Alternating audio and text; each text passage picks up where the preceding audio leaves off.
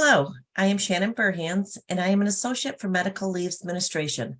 I oversee Cornell's short-term disability and workers' compensation programs. The short-term disability plan provides partial income benefits for all non-academic Cornell endowed and contract college employees who are unable to work due to an illness or injury not related to or caused by their job. This program covers both benefit eligible and non-benefit eligible temporary non-academic employees. Cornell offers our benefits eligible non-academic employees 50% of their pay for up to 26 weeks of short-term disability. Non-benefits eligible employees are covered under the terms of the New York State program, which has a salary cap. To start the disability process for either program, you will need to submit an out-of-work note from your physician stating you are unable to work as of a specific date to your HR rep. There is a 7 consecutive day waiting period before benefit payments start. You are required to use health and personal leave to cover the waiting period. After the 7 calendar day waiting period, you will receive disability pay for the time you are medically approved as disabled from work up to a maximum of 26 weeks. You can use health and personal leave and vacation time to supplement the disability pay if you would like to. Please inform your HR rep if you wish to supplement from your accruals to receive full pay. Once that out-of-work note is received by your HR representative, they will complete a transaction in Workday, putting you on leave.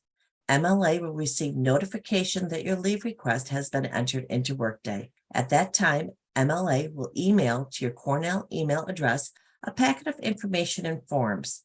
There will be 2 forms, an authorization for release of medical information and a DB 450 notice proof of disability. You will have 30 days from receipt of the packet to return the forms to me.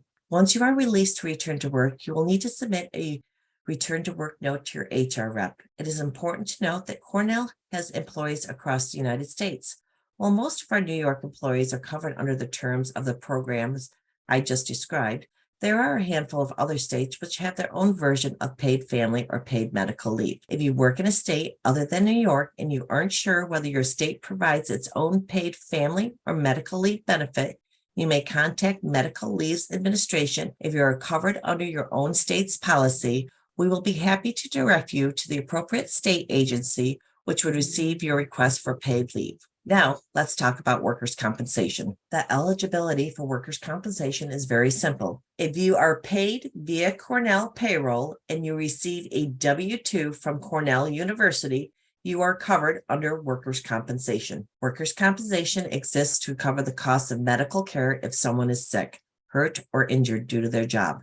It also provides lost wage replacement if someone is unable to work due to a work-related condition. If you experience a work-related illness or work injury, Cornell policy requires that you notify your immediate supervisor within 24 hours of the accident. To file a claim for benefits, complete a Cornell accident report form, paying particular attention to the nature of the injury, lost work time, and medical treatment administered.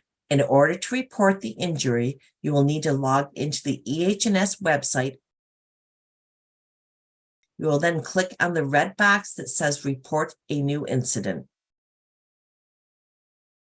Click Accept to go to the reporting site. Click Report New Incident. Click on the top one, Injury, Illness, or Exposure, which will take you to the event report. Fill and complete all information. If you will be seeking medical treatment, please be sure to note that when asked. Medical Leaves receives a copy of all work-related incident reports, and we will contact you directly if we need more information. Otherwise, we will file the work-related incident report with the appropriate workers' compensation carrier, as they are different agencies involved depending on whether you are an endowed or a contract college employee. The appropriate carrier will then contact you directly with more information about your workers' compensation claim and how to submit requests for reimbursement for any out-of-pocket costs. If you are taken out of work for a work-related injury, you will need to submit an out-of-work note from your treating physician to your HR rep so that they can place you out on the appropriate leave and workday.